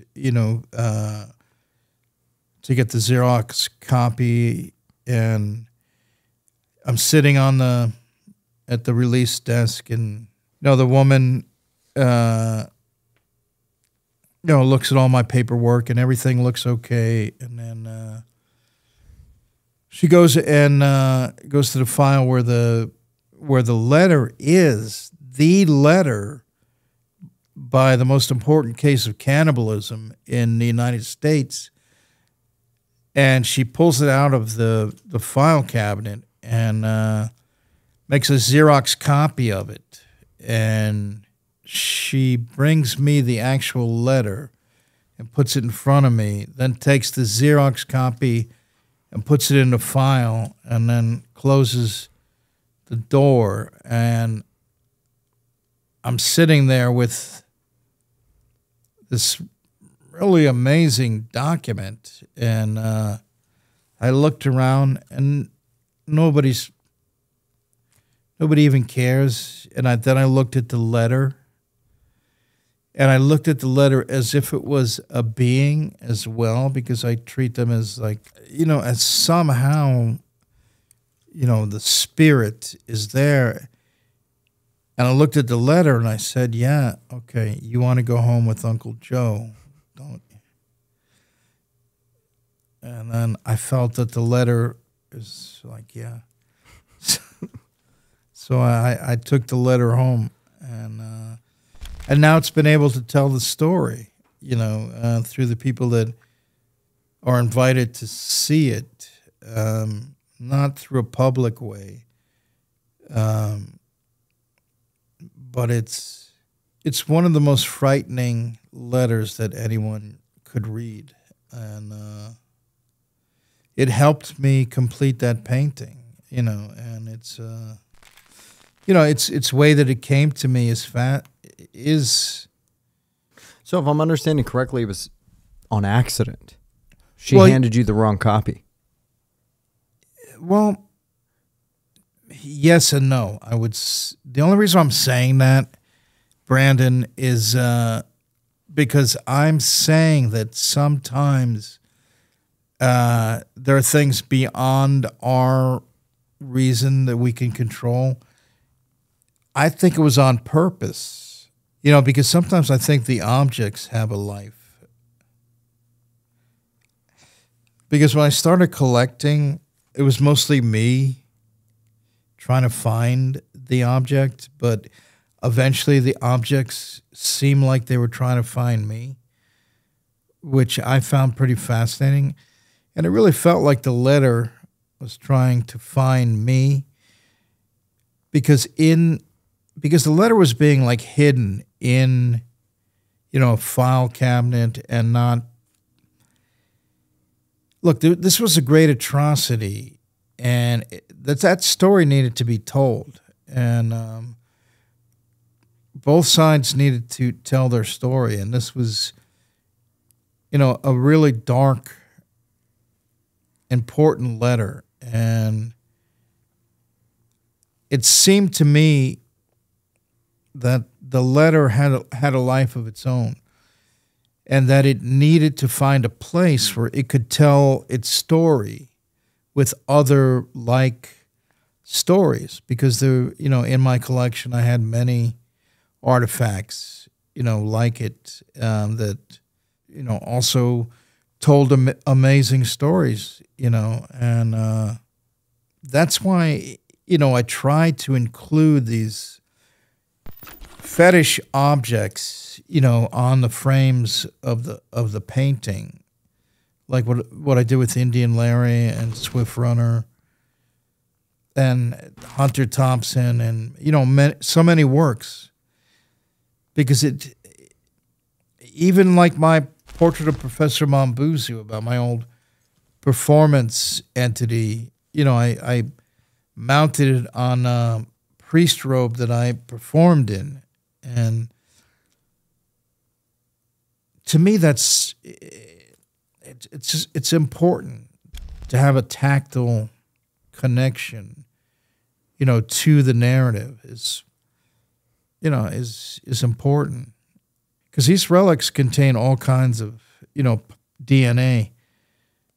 But I thought that that should also be true, for the other side that we talked about, that in order to complete the suffering whole, in order to bring these things together, which is good and evil, life and death, male and female,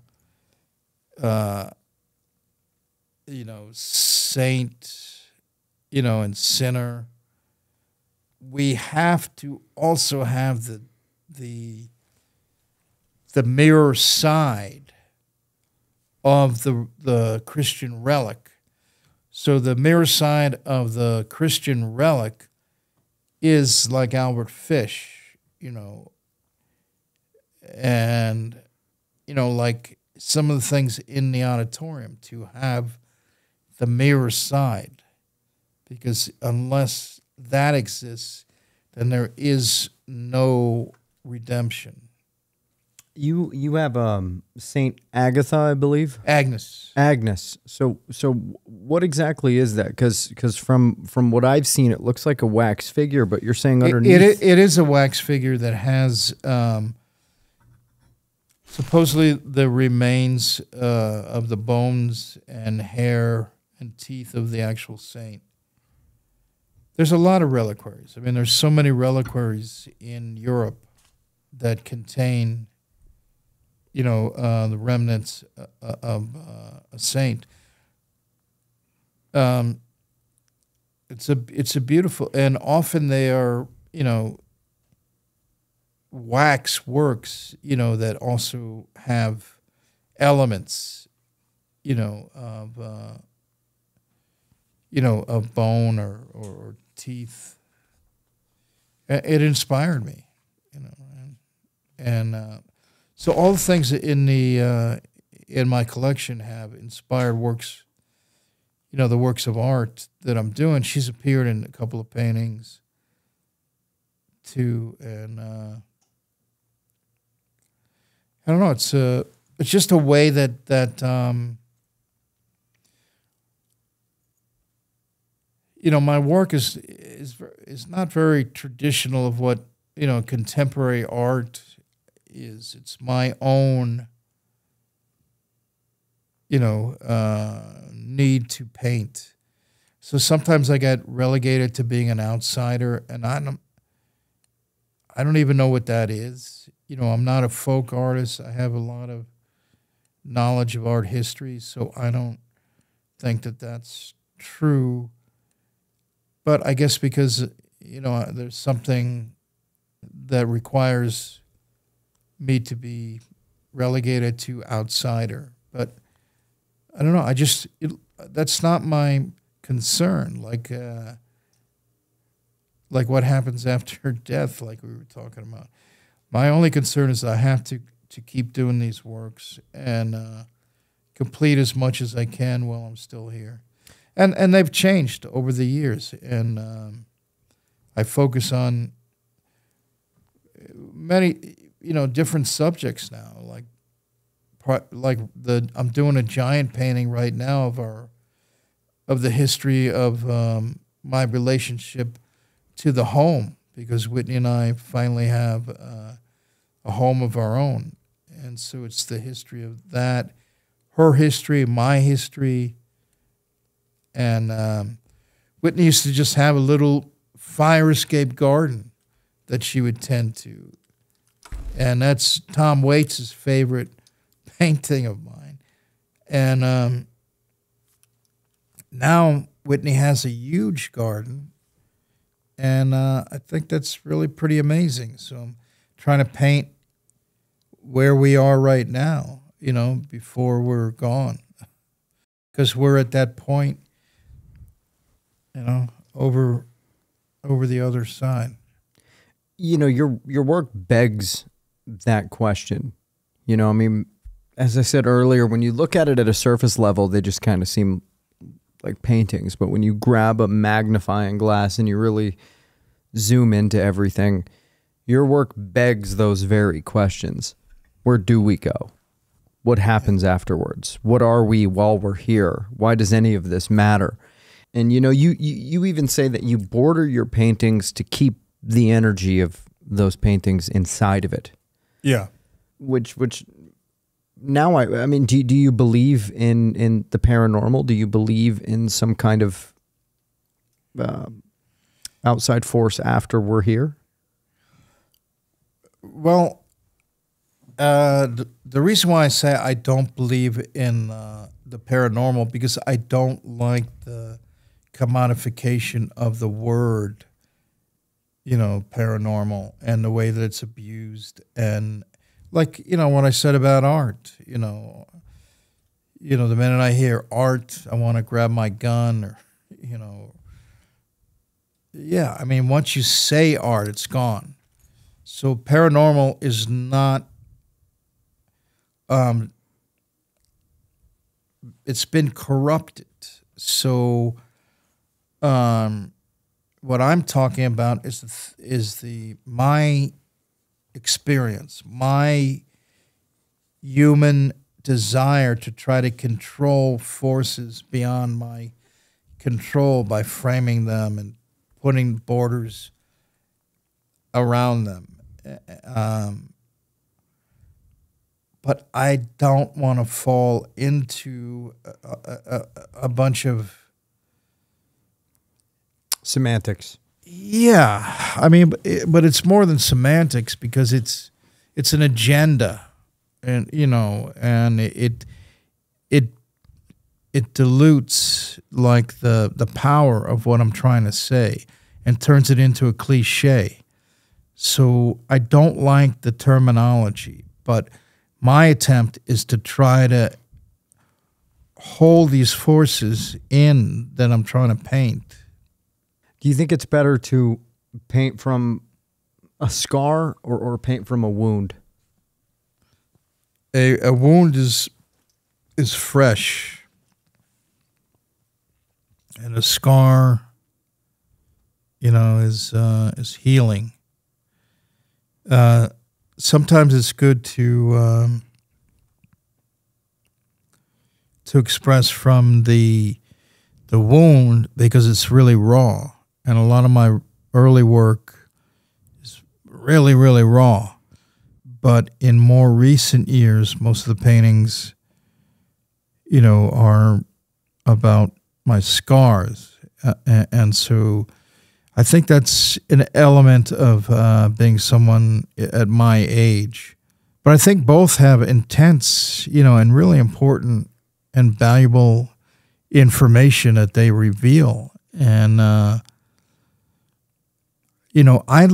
I really like, studying myself when I was really young and really raw and wounded and full of pain and rage, because I learn about myself and I'm really proud of myself for getting where I am today. And I don't even know how I did it, but it's pretty amazing when I look at some of that stuff, and then I left that, to be looked at back then. And I'm thankful.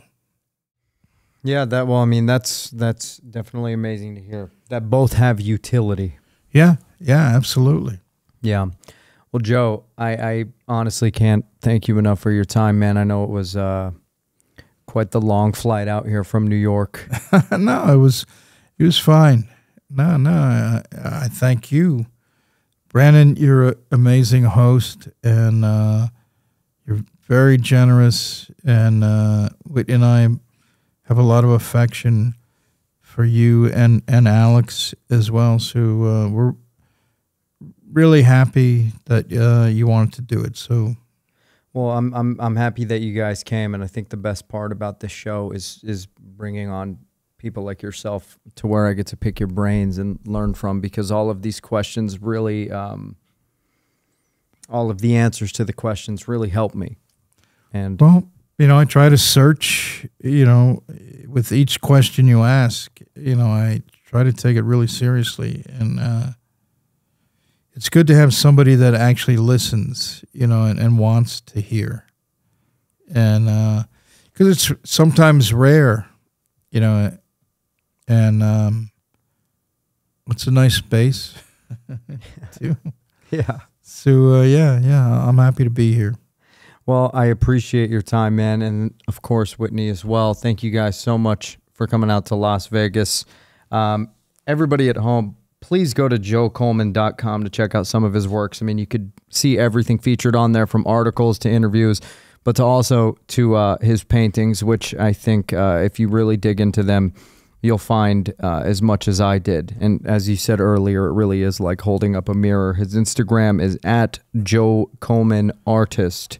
You'll be doing some appearances in LA here. Yeah, for the new book, which you should probably plug. Yes. So A Doorway to Joe. I'm going to put this up. Yeah, sure. Now, guys, this book is fantastic. You'll run into paintings, and I encourage people to maybe go through it the way that I did. Don't read it until you're done with it. Try and internalize it first. Find your own meaning, and then compare and contrast to what Joe explains to it at the end. A Doorway to Joe is out now. You can buy it on Amazon. Where else can you find it? I mean, so many bookstores carry it, like Barnes & Noble or Rizzoli.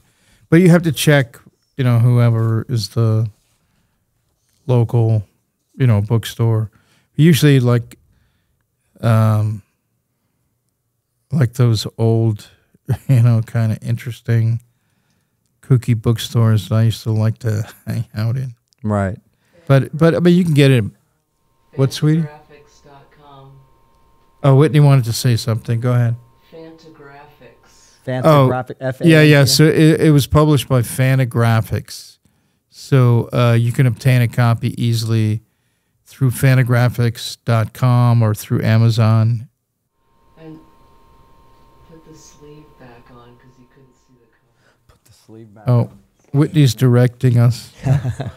A Doorway to Joe. The Art of Joe Coleman is out now, ladies and gentlemen. You can find it on Fantagraphs or Amazon.com. Joe, thank you so much for coming in, man. I really appreciate your time. And Whitney, you too. Thank you so much. You guys are amazing. Peace out, ladies and gentlemen.